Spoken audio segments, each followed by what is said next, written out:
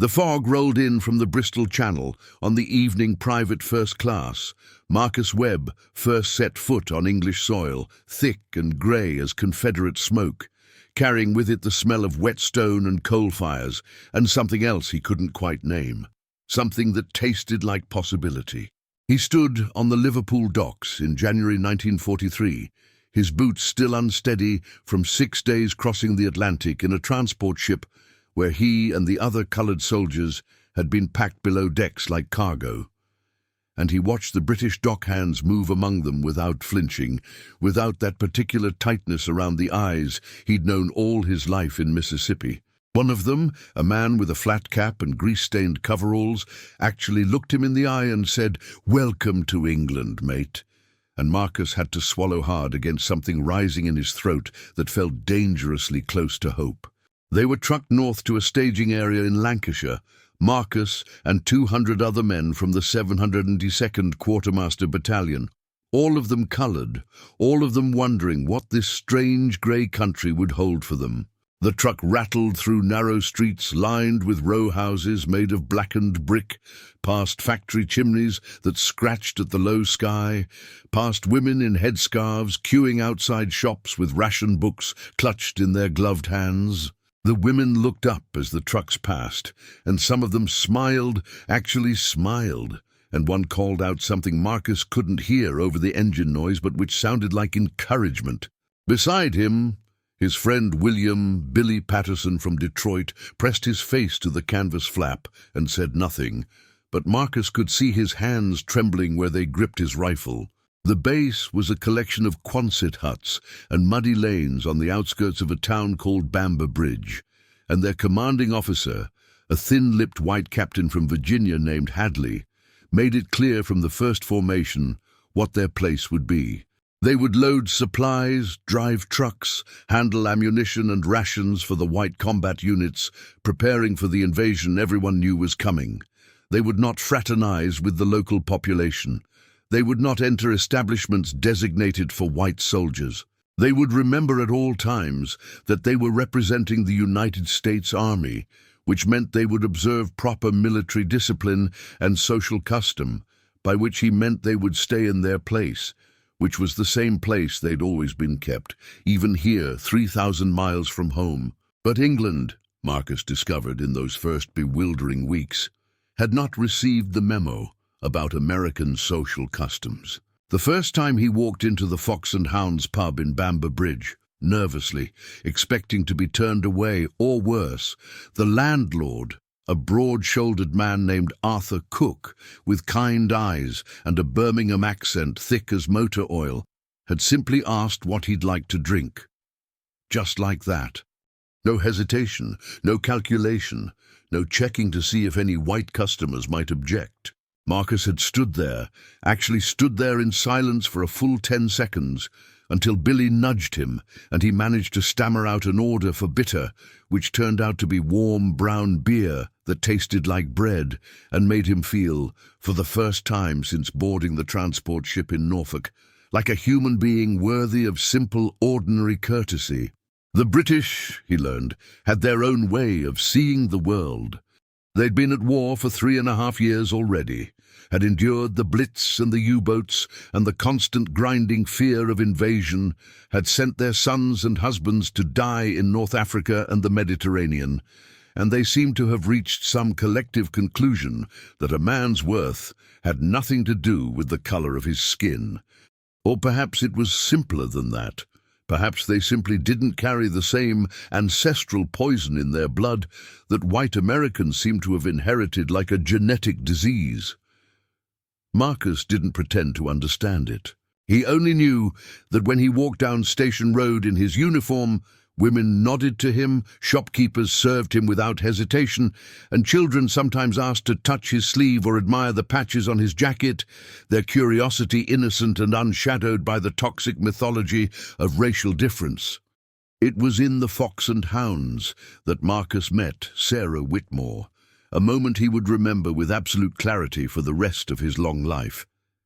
She worked at the munitions factory outside town, assembling artillery shells 10 hours a day, 6 days a week, Her fingers stained yellow from the cordite despite the protective gloves.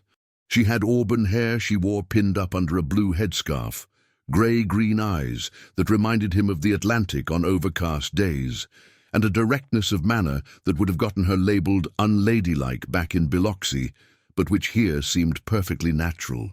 She'd simply sat down at his table one evening in March, set down her half-pint of mild, and said, "You're one of the Americans from the base, aren't you? How are you finding Lancashire?" They talked for 2 hours that first night, about nothing and everything, about her work at the factory, about his childhood in the Delta, about the war and rationing, and whether the Americans would really invade France this year or next. She asked him questions nobody white had ever asked him before, real questions about what he thought and felt and believed, and she listened to his answers with complete attention, as if his words mattered, as if he mattered. When he walked her home through the blackout darkness, navigating by memory and the faint glow of her torch pointed downward, she'd linked her arm through his without self-consciousness, and he'd felt something crack open inside his chest, some calcified defensive layer he'd built up over 24 years of knowing his place. The other men were finding similar connections. Billy started courting a girl named Margaret who worked at the textile mill, a quick-witted blonde who could drink most of the men under the table and who thought Billy's stories about Detroit were endlessly fascinating. Private Clarence Johnson from Alabama discovered that the elderly couple who ran the corner shop near the base treated him with the same gentle courtesy they showed everyone, calling him love and dear, and slipping him extra tea rations when they could spare them. Corporal James Wright from Chicago found himself invited to Sunday dinner at the home of a factory supervisor, where he sat at the table with the man's wife and 3 daughters, and was served roast mutton and potatoes and treated like honored guest rather than dangerous interloper. It was intoxicating and terrifying in equal measure, this glimpse of what life might be like in a world without the constant weight of racial hatred pressing down on your shoulders. Marcus found himself standing taller, speaking more freely, laughing more easily. He caught himself in the mirror one morning and barely recognized the man looking back, the same brown face, the same close-cropped hair, but something different in the eyes, something that looked almost like confidence, like self-respect, like the man he might have been if he'd been born somewhere other than the Jim Crow South. But Captain Hadley and his kind could not abide such transformation. To them, the sight of coloured soldiers walking freely through an English town, sitting in pubs beside white English women, being treated with basic human dignity, represented a dangerous threat to the entire architecture of American racial hierarchy. If these men got accustomed to being treated as equals, how would you ever get them back into their proper place when the war ended? How would you maintain order, maintain the careful gradations of caste that kept society running smoothly, at least for those who benefited from such arrangements? The military police began enforcing segregation with increasing aggression.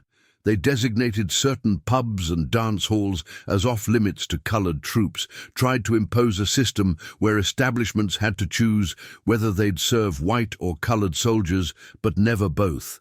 They patrolled the streets of Bamber Bridge with billy clubs and pistols, stopping coloured soldiers to check their passes, inventing infractions, looking for any excuse to exert authority and enforce compliance.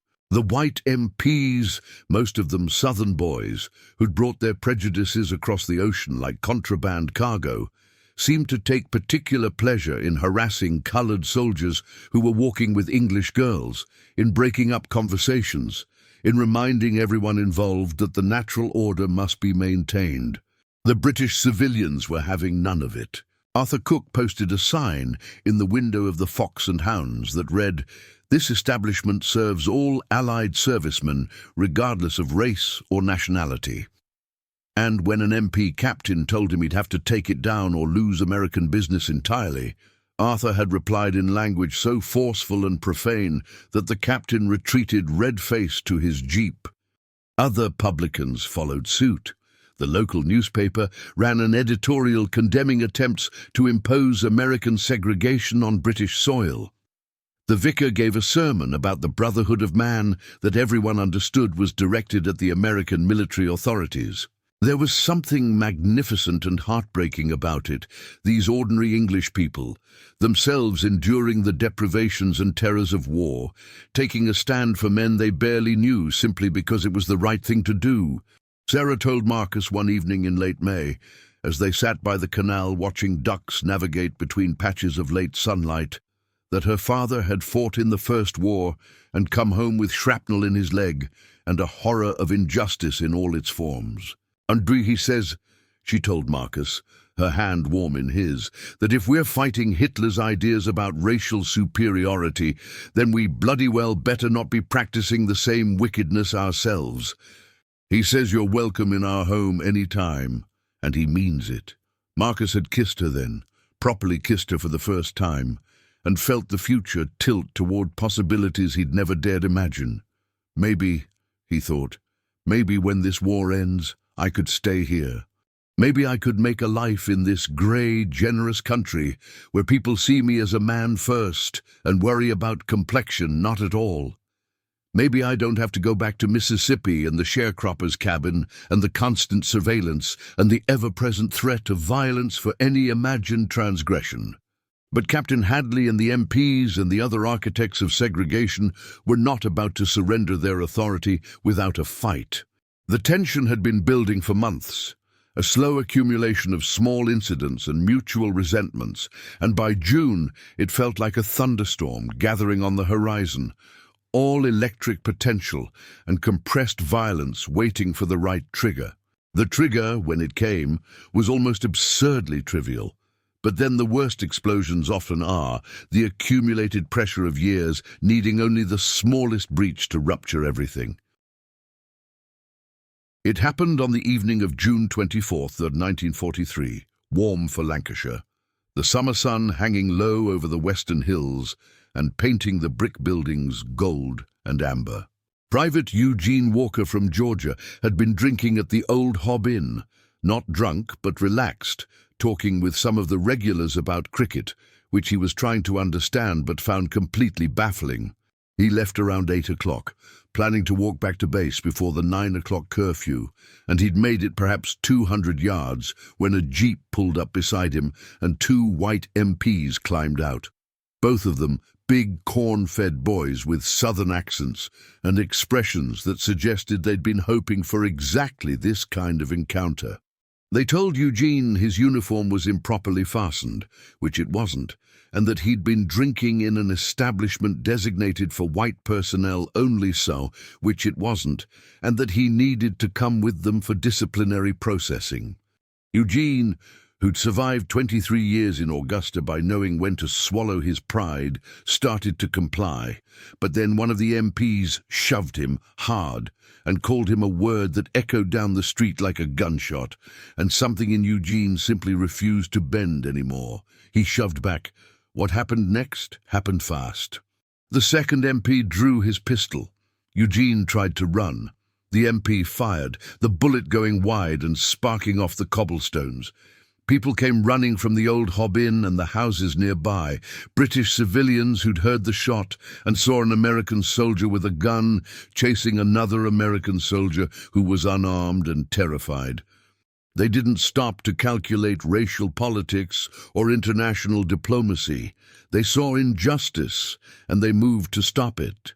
Arthur Cook reached Eugene first, stepping between him and the pursuing MPs with his arms spread wide, telling them in language that burned with righteous anger that they had no bloody right to shoot an unarmed man in a British street.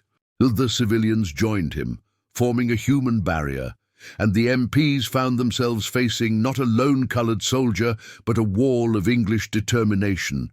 Someone had already run to alert the base, and within minutes Marcus and Billy and a dozen others arrived, not sure what they'd find, but ready to defend one of their own.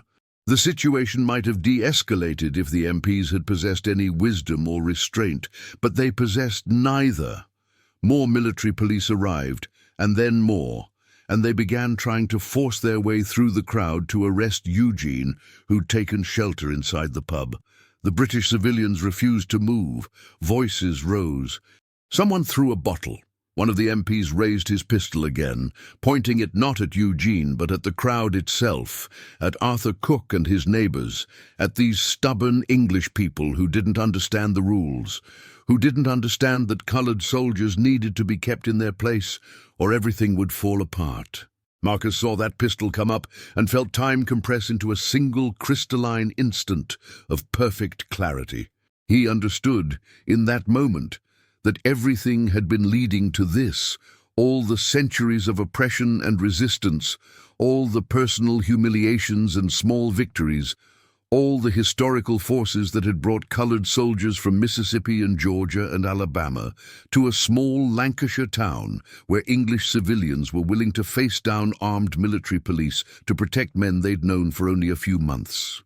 He understood that what happened in the next few minutes would ripple forward through time, would shape the rest of his life and the lives of everyone present, would become a story told and retold, embellished and simplified, but always carrying at its core this essential truth, that some things matter more than safety, more than compliance, more than the preservation of hierarchies that should never have existed in the first place.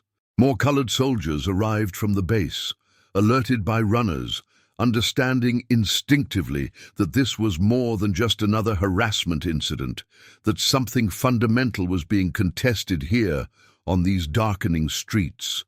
They didn't come armed.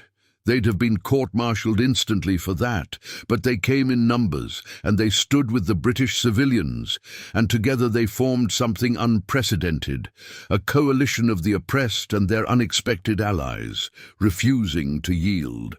The standoff lasted 3 hours. Night fell properly. The blackout regulations, meaning the street was lit only by the glow spilling from pub windows and the headlights of military vehicles.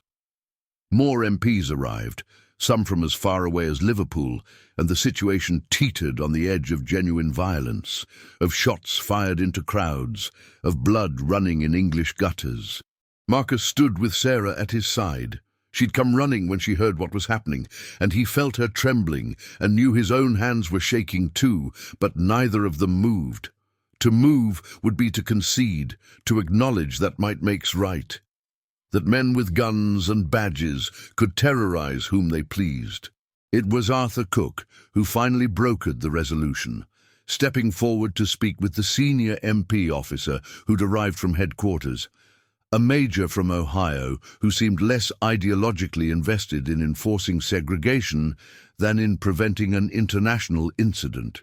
Arthur explained, with remarkable patience given the circumstances, that Eugene Walker had broken no British law, had committed no offence under British jurisdiction, and that if the American military police attempted to arrest him by force from British property, they would find themselves facing charges from British civil authorities. He suggested, with elaborate courtesy, that perhaps everyone could stand down, that Eugene could return to base under his own recognizance, and that the whole matter could be reviewed by proper authority in the morning when tempers had cooled. The major, perhaps recognizing that he was outmaneuvered, perhaps simply exhausted, agreed. The MPs withdrew, engines grumbling into the darkness.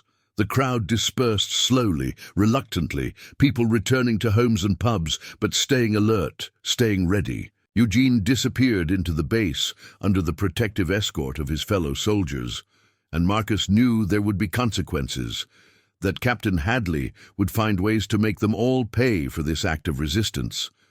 But he also knew that something had shifted permanently, that a line had been drawn and held. He walked Sarah home through streets that hummed with residual adrenaline and righteousness. Neither of them spoke much. What was there to say?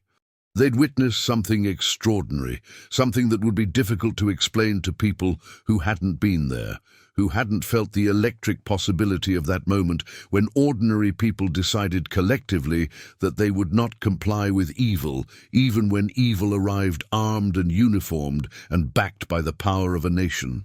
At her door, Sarah turned to him and said, I'm proud to know you, Marcus Webb. I'm proud to have stood with you tonight." And then she kissed him, fierce and certain, and went inside. Marcus returned to base to find the coloured soldiers gathered in small groups, speaking in low, urgent voices, processing what had happened. Billy found him and gripped his shoulder hard and said, "I never thought I'd live to see it, Marcus. I never thought I'd see white folks risk themselves for us. Not like that. Not standing between us and guns." The official response was swift and predictable. Captain Hadley tried to court-martial Eugene Walker, but the charges wouldn't stick. Too many witnesses, too much British public pressure, too much risk of embarrassing the army at a time when maintaining good relations with British civilian populations was essential for the invasion planning. Instead, Eugene was quietly transferred to another unit. Captain Hadley himself was reassigned within a month, sent somewhere else where his particular talents for enforcing racial hierarchy might be more useful or at least less publicly contested. The military police continued their patrols, but they were warier now, more careful, aware that actions in Bamber Bridge had consequences they might not be able to control. For Marcus and the others, the remaining months in England took on a bittersweet quality. They continued their work loading supplies and driving trucks as the preparations for D-Day intensified. They continued their relationships with British civilians, with Sarah and Margaret and the families who'd welcomed them. They continued to experience the strange freedom of being treated as men, rather than as problems to be managed or threats to be neutralized. But now everything was shadowed by the knowledge of what they'd be returning to when the war ended, when they went home to America, where no crowds of white civilians would stand between them and violence, where no publicans would post signs welcoming them regardless of race, where the brief, beautiful dream of England would dissolve like morning fog. Marcus and Sarah talked about it sometimes, late at night, lying together in the narrow bed of the room she rented above a bakery. She suggested, tentatively, that he could stay, that they could marry, that England had need of good men and didn't much care what colour they were. He was tempted, more tempted than he'd ever been by anything, but he knew he couldn't. His mother was still alive in Biloxi. His sister had 3 children she was raising alone. His people needed him, even if his country didn't want him.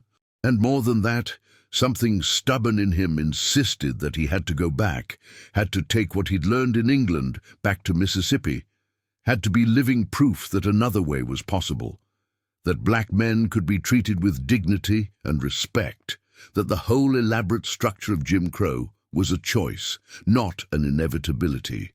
"But they'll hurt you," Sarah said, crying quietly in the darkness. "They'll punish you for having learned to stand straight." "Maybe," Marcus said.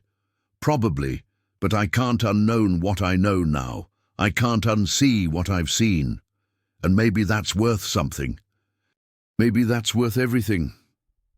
The 702nd Quartermaster Battalion, shipped out for France in July 1944, part of the great tide of men and materiel flooding across the Channel after the D-Day landings had secured the beachheads. Marcus stood on the transport ship watching the English coast recede into grey distance, and he thought about Arthur Cook and Sarah Whitmore, and all the ordinary English people who'd shown him and his fellow soldiers a glimpse of what human decency looked like when it wasn't poisoned by centuries of racial hatred. He thought about that June night when an entire town had refused to comply with American segregation, had risked themselves for soldiers who were strangers, had demonstrated a kind of moral courage that Marcus had never imagined existed in white people. France and then Germany were different, were harder, were marked by the usual segregation and discrimination, even as coloured soldiers drove the trucks and handled the supplies and did the unglamorous necessary work that kept the combat units moving forward. And when Marcus finally returned to America in December 1945, stepping off the transport in Norfolk into a country that had won the war but learned nothing from it, he felt the old familiar weight descend immediately. The white MPs directed coloured soldiers to separate areas, separate facilities, reminded them without words that they were back now, back where they belonged, back where the brief anomaly of England could be forgotten. But Marcus never forgot. Neither did Billy or Clarence or James or Eugene or any of the others who'd been there that night in Bamber Bridge.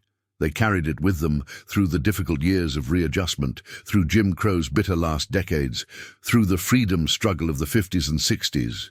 When people asked Marcus why he marched, why he organized, why he refused to accept what he'd been taught from childhood to accept, he told them about England, about a warm June evening in Lancashire, about ordinary people standing between soldiers and guns, about being treated as a man worthy of dignity and respect. Sarah wrote to him for 3 years after the war. Long letters full of news about Bamber Bridge and her work and her hope that he might reconsider, might come back. Her last letter, in 1948, told him she was engaged to a man who worked at the railway office, a good man who'd also served in the war and understood some of what she'd felt during those strange months when the Americans were stationed nearby. She hoped Marcus had found happiness, hoped he'd found a good woman, hoped he was safe. She signed it, with love always, Sarah, and Marcus had held that letter for a long time, memorizing every word before folding it carefully and putting it away in the box where he kept his important papers and his memories of England. He married eventually, had children and grandchildren, worked for 30 years at a funeral home in Jackson, Mississippi, participated in voter registration drives and boycotts, and the slow, grinding progress toward something that might eventually resemble justice. He lived to be 87 years old, long enough to see a black man elected president, long enough to witness changes he'd been told would never happen in his lifetime. And in all those long years, whenever someone asked him what had given him the courage to keep fighting, to keep refusing to accept the intolerable, he told them about England, about Bamber Bridge, about the night an entire town of white people decided that segregation was wrong and stood up to armed military police to prove it. I learned something there, he'd say, sitting on his porch in the Mississippi heat, so far from the grey Lancashire streets of his memory. I learned that racism isn't natural, isn't inevitable. It's a choice that people make, and that means it's a choice they can unmake. I saw it happen. I saw white folks choose differently, choose better, choose to see us as men, and if they could choose it, then anyone can. Anyone. The night England defied American racism became a touchstone, a reminder, a proof of possibility. It entered the folklore of the civil rights movement, was mentioned in speeches and memoirs, was researched by historians trying to understand the complex racial dynamics of the American military in wartime. The details varied in the telling, but the essential truth remained constant. On a summer evening in 1943, in a small Lancashire town, ordinary British civilians demonstrated what solidarity looked like, what moral courage demanded, what was possible when people refused to accept cruelty and injustice, even when accepting them would have been easier and safer. Marcus died in 2010. Surrounded by children and grandchildren who carried forward his stubborn insistence that the world could be better, must be better. Among his possessions, they found the box of important papers, and inside, carefully preserved in wax paper, was Sarah's last letter from 1948 and a faded photograph of a young black soldier outside an English pub with his arm around an auburn-haired girl in a blue headscarf, both smiling with the unconscious confidence of people who've seen justice triumph and learned to carry that triumph forward.